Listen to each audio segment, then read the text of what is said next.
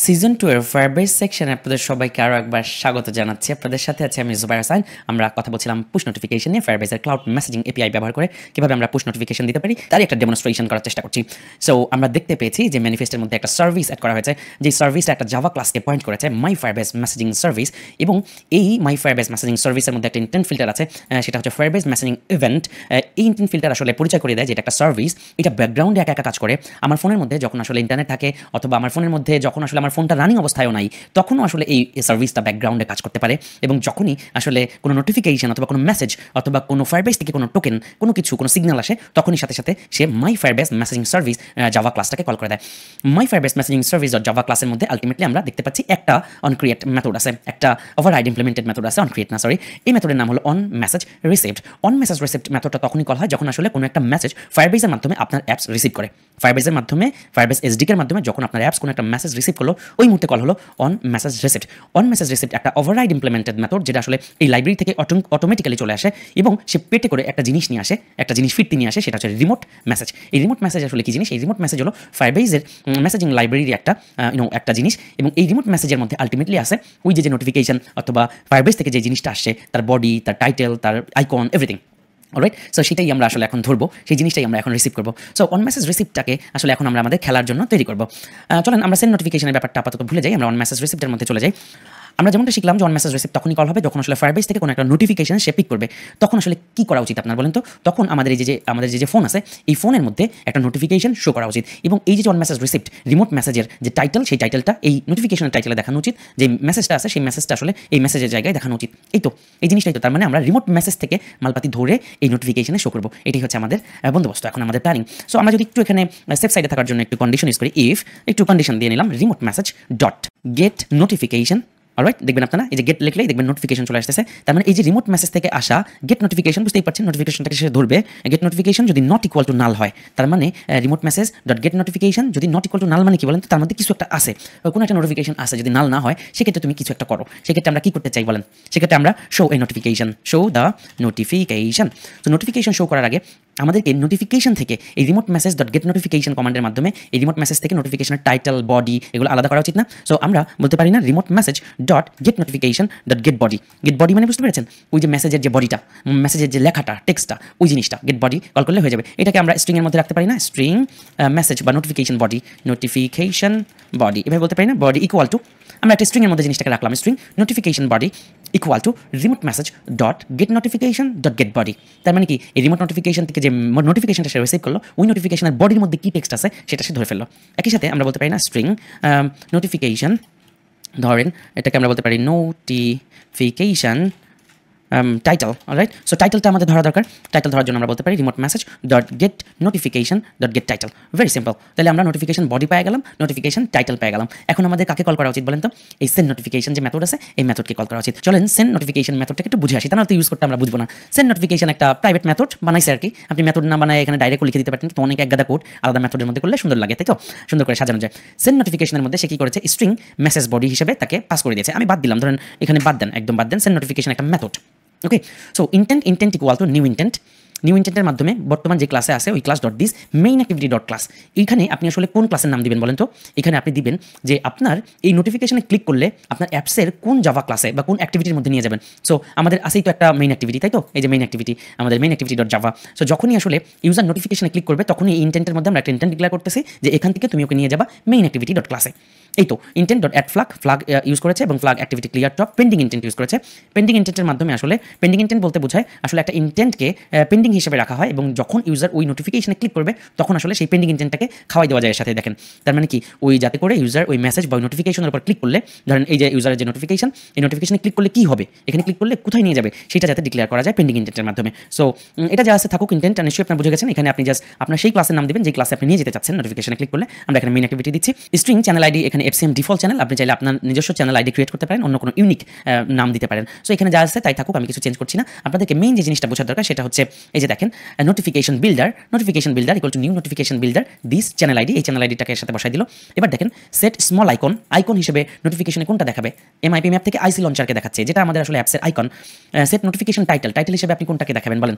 So title হিসেবে আমরা আসলে এখানে এফসিএম মেসেজ না দিয়ে আমরা এখানে একটা টাইটেল দিব না। সো এই টাইটেলটা আমরা চাচ্ছি যে উপর থেকে এই সেন্ড নোটিফিকেশনের মধ্যে টাইটেলটা আসলে আমরা নিয়ে আসবো, পাস করে নিয়ে আসবো। তাহলে এই সেন্ড নোটিফিকেশনের এই টাইটেলটাকে আমি এখানে বসাই দিতে পারি এবং সেট কন্টেন্ট টেক্সট, নোটিফিকেশনের ভিতরে লেখা কি থাকবে সেটা, বডি যেটা, এই বডিটাকে যদি আমি এখান থেকে পাস করে নিয়ে আসি তাহলে আমি বলতে পারি না স্ট্রিং বডি, এভাবে বলতে পারি না। তখন মেসেজ বডির এখানে আমরা বডিটাকে যদি লাগাই দেই তাহলে আলটিমেটলি ওই নোটিফিকেশনের বডি হিসেবে এখান থেকে এই সেন্ড নোটিফিকেশন মেথডে কল করে যে পাস করা বডিটা কিন্তু এখানে চলে আসবে। বেসিক বিষয় আপনাদের নিশ্চয়ই ধারণা আছে। সো বাকি কিছু চেঞ্জ আসলে এখানে করার দরকার নাই, নোটিফিকেশনকে কল করা হয়েছে এবং ফাইনালি এখানে নোটিফিকেশন চ্যানেলের মাধ্যমে নোটিফিকেশন ম্যানেজারকে কল করে নোটিফিকেশন ম্যানেজার নোটিফাই, এখানে নোটিফাইয়ের মাধ্যমে আসলে একে কল করা হয়েছে। তার মানে এই সেন্ড নোটিফিকেশন মেথডের মধ্যে যে কোডগুলো আমরা দেখতে পাচ্ছি এই কোডের কাজই হচ্ছে এই আমাদের অ্যাপসের ভিতরে বা আমাদের এই জায়গায় একটা নোটিফিকেশন উঠানো, এই যে এখানে যেমনটা আপনারা দেখতে পাচ্ছেন নোটিফিকেশন নিশ্চয়ই আপনাদের পরিচয় আছে। সো এই নোটিফিকেশনের মধ্যে থাকে কি, এই নোটিফিকেশনের মধ্যে থাকে আপনার একটা আইকন, থাকে একটা টাইটেল এবং থাকে এই যে কিছু মেসেজ বডি বা টেক্সট, তাই তো? এই পুরো ব্যাপারটাই আসলে কল করার মাধ্যমে এই সেন্ড নোটিফিকেশনে যখনই কল হবে তখন আসলে একটা নোটিফিকেশন দেখা যাবে। কখন এই নোটিফিকেশনটা দেখা যাবে বলেন তো? যখন মেসেজ রিসিভ হবে, অন মেসেজ রিসিভ তখনই কল হয় যখন আসলে একটা মেসেজ রিসিভ হয় এবং এখান থেকে পাওয়া রিমোট মেসেজ থেকে আমরা আসলে নোটিফিকেশনের বডিও পেয়ে গেলাম, নোটিফিকেশনের টাইটেলও পেয়ে গেলাম। Simple, remote message that get notification get body, get notification get title, এই দুটো কমান্ডের মাধ্যমে। সো এইবার যখনই আমরা এগুলো পেয়ে গেলাম তখনই আমরা এবার সেন্ড নোটিফিকেশনকে কল করতে পারতাম না। সেন্ড নোটিফিকেশনের খাবার হিসেবে দুইটা জিনিস খাওয়াতে হবে, প্রথমে দিতে হবে টাইটেল, তারপরে দিতে হবে বডি। সো চলেন আমরা প্রথমে দিলাম নোটিফিকেশন টাইটেল, তারপরে দিয়ে দিলাম নোটিফিকেশন বডি। তার মানে কি হবে বলেন তো? প্রোগ্রাম যখন এই লাইনে আসবে তখন আসলে নোটিফিকেশন বডি পাবে, নোটিফিকেশন টাইটেল পাবে, এই লাইনে সেন্ড নোটিফিকেশন মেথডকে কল করবে এবং তাকে বেটে করে নিয়ে যাবে নোটিফিকেশন টাইটেল, এই যে আমাদের ফায়ারবেস থেকে আসা টাইটেল, ফায়ারবেস থেকে আসা বডি, সে নিয়ে যাবে এবং সে আসলে একটা নোটিফিকেশন চ্যানেলের মাধ্যমে নোটিফিকেশন আমাদের স্ক্রিনে শো করবে। Very simple. চলেন আমরা দেখি যে এই পুরো ব্যাপারটা কাজ করলো কিনা। আমার মনে হয় নিশ্চয়ই আপনাদের বুঝে যাওয়ার কথা, একদম সহজ বিষয়, পুরোনো বিষয় আমি বারবার অনেক সময় রিপিট করে ফেলছি। সো চলেন আমরা একটু রান করি, আমরা দেখি যে কী অবস্থা হয় এবং ফাইনালি আমরা কোনো নোটিফিকেশন দেখতে পাই কিনা। অলরাইট, সো আমরা এই প্রজেক্টটাকে আমাদের ইমুলেটারের মধ্যে রান করলাম। রান করলে কি হবে? নোটিফিকেশনে তো বালাই নাই, বিকজ নোটিফিকেশন আমরা কেন দেখতে পারবো বলেন তো? নোটিফিকেশন দেখার কথাও না, বিকজ আমরা নোটিফিকেশন এই জন্য দেখতে পারবো না যে আমাদের নোটিফিকেশন তো ক্রিয়েট করতে হবে। আমাদের এই প্রজেক্টে কিন্তু আমরা রান করেছি, আমরা চলে যাবো আমাদের ফায়ারবেস কনসোলের মধ্যে, যেখানে আমরা এই প্রজেক্টের মধ্যে ছিলাম। এই প্রজেক্টের মধ্যে আমরা চলে যাব এখান থেকে এঙ্গেজের মধ্যে আমরা মেসেঞ্জিংয়ে চলে যাব। এর আগে কিন্তু আমরা ঈদ মোবারক নামে একটা ইন অ্যাপ ডিসপ্লে করেছিলাম। এখন আমরা নিউ ক্যাম্পেইনে চলে যাব এবং আমরা ইন অ্যাপ মেসেজিং আর ইউজ করবো না, আমরা বলবো নোটিফিকেশন। নতুন ক্যাম্পেইনে যে নিউ ক্যাম্পেইন, দেন নোটিফিকেশনের মধ্যে আমরা একটা টাইটেল দিব, আমরা একটা টাইটেল দিয়ে তারপরে আমরা মেসেজের বডি দিব। ফর এক্সাম্পল এখানে টাইটেল হিসেবে যদি দেই হ্যালো, এবং এখানে নোটিফিকেশনের বডি দিলাম দিস ইজ নোটিফিকেশন বডি, বোঝার জন্য আর কি, এবং টাইটেল দিলাম হ্যালো বা this is awesome app, this is awesome app. Alright, so এটা হচ্ছে আমাদের নোটিফিকেশনের টাইটেল, নোটিফিকেশনের বডি। এখানে একটা ছবি দিতে হবে, যেমনটা আমরা দেখেছি এর আগেও। ফ্রি ভার্সনে এখানে ছবি আপলোড করা যায় না, বাট আমরা যে কোনো একটা এক্সাম্পল ইমেজ নিয়ে সেটার কপি ইমেজ লিঙ্ক এখানে বসা দিতে পারবো, বা আমাদের নিজস্ব সার্ভারে থাকা আমাদের বিভিন্ন ছবি বা ব্যাকগ্রাউন্ড আমরা কিন্তু ইউজ করতে পারবো। আমরা একটা ইমেজও নিয়ে নিলাম। আমরা এখানে দেখতে পাচ্ছি টেস্ট ডিভাইস অ্যাড করা যাবে, এটা পরবর্তীতে আমরা দেখবো, এখন আমরা এটা দেখছি না। সো আমরা নোটিফিকেশনের বাকি অপশনাল নোটিফিকেশনের একটা নাম দিতে পারি, দিলাম না। আমরা নেক্সটে চলে যাবো। নেক্সটে যে আমরা দেখতে পাচ্ছি ইউজার সেগমেন্ট সিলেক্ট করা যাচ্ছে, অ্যাপ কোন অ্যাপের জন্য, নিশ্চয়ই ফায়ারবেস ক্লাস যেই অ্যাপসের জন্য আমরা কাজ করছি সেই অ্যাপসের জন্য। একই সাথে এর মাধ্যমে আপনি নতুন নতুন কন্ডিশনও কিন্তু এখানে ট্যাগ করে দিতে পারবেন, যে কাদেরকে আপনি নোটিফিকেশনটা পাঠাতে চাচ্ছেন। চাইলে আমরা আমাদের ডিফল্ট অপশন ইউজ করছি, নেক্সটে চলে যাচ্ছি। নোটিফিকেশনটা আপনি শিডিউল করতে পারবেন, যেমনটা এর আগে দেখেছি। আমরা নাও সিলেক্ট করছি, নেক্সটে চলে যাচ্ছি এবং আমরা আবারও নেক্সট ক্লিক করছি। আপনি কি ভ্যালু এখানে দিতে পারেন, সাউন্ড কি ইনেবল অবস্থায় থাকবে নাকি ডিসেবল অবস্থায় থাকবে। সো আপনি যে নোটিফিকেশনটা পাঠাচ্ছেন এই নোটিফিকেশনে কি সাউন্ড হবে না হবে না। সো এখানে যদি ডিসেবল থাকে তাহলে সাউন্ড হবে না, যদি ইনেবল থাকে তাহলে আসলে সাউন্ড হবে। সো এটা কতদিন এক্সপায়ার থাকবে আমি দিতে পারি, ফর এক্সাম্পল 2 দিন 2 days, অথবা আপনি আপনার মতো করে ক্যাম্পেইনের উপর বেস করে এটা আসলে এক্সপায়ারি ডেট বলতে বোঝায়। ফর এক্সাম্পল আপনি একটা ক্যাম্পেইন ঈদ মোবারক পাঠাইলেন, এটার এক্সপায়ারি ডেট দিলেন মানে 10 মাস, তাহলে কি হলো? একজন ইউজার ধরেন 10 মাস আর অ্যাপসে ঢোকে নাই অথবা তার ফোনটা ইউজ করে নাই, বন্ধ অবস্থায় রয়েছে, 10 মাস পরে তাকে যদি ঈদ মোবারক দেন অন্য একটা সময় তাহলে হলো। এই জন্য মানে এক্সপায়ারি ডেটটা মানে আপনি সিলেক্ট করে দিতে পারেন। এরপর আমরা রিভিউতে ক্লিক করলে আসলে আমাদের নোটিফিকেশনের পাবার কথা। আমরা একটু অপেক্ষা করবো, কারণ এটা যখন রিভিউতে যায় তখন আসলে একটু সময় লাগে পুরো ব্যাপারটা একটু অ্যানালাইসিস হতে। আমরা একটু টাইম নিয়ে দেখবো যে আমরা নোটিফিকেশনটা আমাদের ইমুলেটারে আসে কিনা। যদি নোটিফিকেশনটা আমাদের ইমুলেটারে আসে, আমরা আবার একটু রান করে রাখছি, যদি নোটিফিকেশনটা আমাদের ইমুলেটারে আসে তো ভালো কথা, অল গুড। আর যদি না আসে তাহলে অফকোর্স আমরা একটু খুঁজে দেখবো যে আদৌ কোনো আমরা কিছু মিস্টেক্স করেছি কিনা বা কোনো কিছু ভুল মনে হয় কিনা। সোজা কথা, আমরা এখান থেকে আমাদের যে নোটিফিকেশনটা ক্রিয়েট করবো, ধরেন আপনি যে অ্যাপসটা বানাইছেন, অ্যাপসের মধ্যে তো এই কোডগুলো লিখে রাখছেন, অন মেসেজ রিসিভ মেথড, নোটিফিকেশনের মেথড সব কিছু লিখে রাখছেন। এখান থেকে আপনি আপনার খুশি মতো ঈদ মোবারক এই সেই নোটিফিকেশন পাঠাচ্ছেন। সো আপনার অ্যাপসের ইউজার যদি একবার চিন্তা করেন যে 10,000 ইউজার, তো 10,000 মানুষ কিন্তু নোটিফিকেশন ইনস্ট্যান্ট, আপনার ফোন অন অবস্থায় থাকতে হবে না। তাদের যদি ইন্টারনেট লাইন থাকে, ইন্টারনেট কানেকশন পাওয়ার সাথে সাথেই আপনার নোটিফিকেশনটা কিন্তু তারা সাথে সাথে পেয়ে যাবে। ঈদ মোবারক বলেন অথবা নতুন কোনো আপডেট বলেন, যেমনটা ইন অ্যাপ মেসেজিংয়ের ক্ষেত্রে আমরা দেখেছি। ইন অ্যাপ মেসেজিং যেটা ছিল সেটার অসুবিধা কী ছিল? সেটা অসুবিধা ছিল এটা হলো অ্যাপসের ভিতরে ঢুকলে তখন আসলে এটা আমরা দেখতে পাচ্ছিলাম, তাই তো? অ্যাপসের ভিতরে ঢুকলে তখন কোনো একটা অ্যাড বা নতুন কোনো একটা তথ্য আমরা দিতে পারছিলাম, কিন্তু নোটিফিকেশনটা আসলে অ্যাপসের ভিতরে ঢোকা লাগবে না, অ্যাপসটা চালানোই লাগবে না, কোনো অসুবিধা নেই, ফোনে খালি ইন্টারনেট থাকলেই হবে। নোটিফিকেশনটা আমরা এখনও পাইনি, মাত্র নোটিফিকেশন চলে আসছে। আমি ভেবেছিলাম কোনো এরর হয়েছে কিনা, সো আপনারা দেখবেন নোটিফিকেশন যখন ফায়ারবেস থেকে দিবেন একটু সময় লাগবে। এই কারণে সময় লাগবে কারণ নোটিফিকেশনটা আপনি যখন শিডিউল করেছেন সাথে সাথে ওইটা ব্যাকএন্ডে একটু অ্যানালাইসিস হয়, আপনি স্প্যামিং করছেন কিনা বা কী ধরনের জিনিসপত্র আছে সেটা আসলে একটু সময় লাগে। সো 1-2 মিনিট অপেক্ষা করবেন যখন আপনি নোটিফিকেশনটা এখান থেকে ক্যাম্পেইনটা ক্রিয়েট করবেন। সো একবার চিন্তা করেন যে 1 মিলিয়ন যদি আপনি ইউজার হয়, 1 মিলিয়ন মানুষকে ওই সাথে সাথেই 1-1.5 মিনিট 2 মিনিট পরে নোটিফিকেশনটা চলে যাবে। ব্যাপারটা খুবই ইন্টারেস্টিং।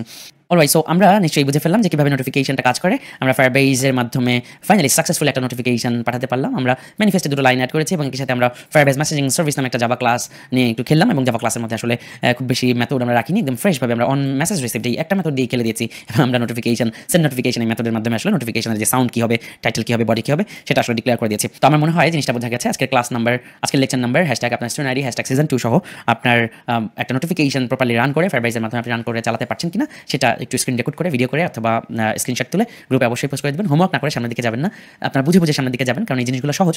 অনেকটা ডকুমেন্টেশন পুরোপুরি করতে হয়, কিন্তু প্রপারলি যদি একটু বুঝে কোন জায়গাটায় বোঝা উচিত, সব কিছু যে বুঝতে হবে তা না, কারণ ডকুমেন্টেশন দেখেই তো আমরা সব কিছু করছি, কিন্তু জায়গা মতো যদি আমরা বুঝি তাহলে সেই জিনিসপত্র নিয়ে আমরা কঠিনভাবে কিন্তু খেলতে পারবো, যেটা আগামী লেকচারে আমরা খেলতে চলেছি। দেখা হচ্ছে পরবর্তী লেকচারে। অফকোর্স আপনাদেরকে রিকোয়েস্ট করবো নিয়মিত হোমওয়ার্কগুলো জমা দিবেন, আমাকে দেখাবেন। দিন শেষে আমিও মানুষ, আপনাদের অনুভূতির কথা, লেকচার কেমন লাগছে, আমার কথাবার্তা কি মাথার উপর দিয়ে যাচ্ছে কিনা আমাকে অবশ্যই জানাবেন।